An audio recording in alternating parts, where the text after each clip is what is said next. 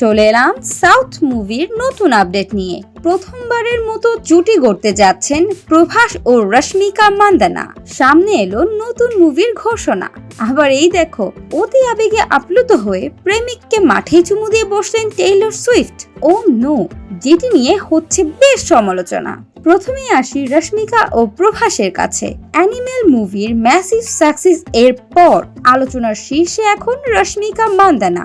দর্শকেরা এখন পুষ্পা 2 সিনেমার জন্য অপেক্ষা করছে, কারণ বহু প্রতীক্ষিত এই সিকোয়েন্সে আবার দেখা যাবে রশ্মিকা ও আলু অর্জুনের জুটি। কিন্তু ঠিক এরই মাঝে সামনে এলো রশ্মিকার নতুন একটি মুভির অ্যানাউন্সমেন্ট। এখনো আনুষ্ঠানিকভাবে ঘোষণা না হলেও গুঞ্জন শোনা যাচ্ছে রশ্মিকাকে স্পিরিট ছবির নায়িকা হিসেবে দেখা যাবে। এই ছবিতে প্যান ইন্ডিয়ান তারকা প্রভাসের সঙ্গে তার কেমিস্ট্রি দেখা যাবে। গুঞ্জন সত্যি হলে রশ্মিকা ও প্রভাস প্রথমবারের মতো জুটি বেঁধে বড় পর্দায় আসবেন।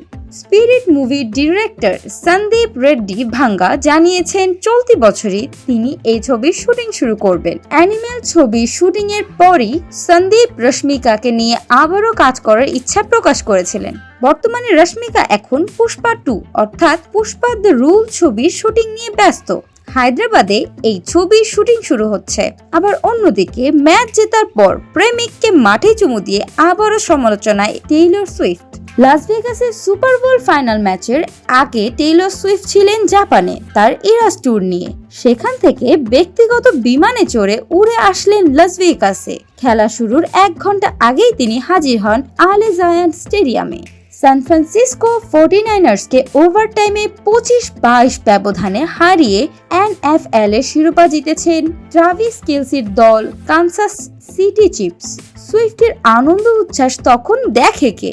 খেলা শেষ হতে না হতেই প্রেমিকে জড়িয়ে ধরেন টেইলর সুইফট। এরপর তাদের চুম্বনের সাক্ষী হন স্টেডিয়ামের দর্শক। মুহূর্তেই ওই ঘটনার ছবি ও ভিডিও ছড়িয়ে পড়ে ইন্টারনেটে, যা রীতিমতো ভাইরাল হয়ে যায়। গত বছরের সেপ্টেম্বর থেকে ট্রাভিস কেলসির সঙ্গে টেইলর সুইফটের প্রেমের গুঞ্জন শোনা যায়। পরে গত বছরের ডিসেম্বরে প্রেমের কথা স্বীকার করেন সুইফট নিজেই।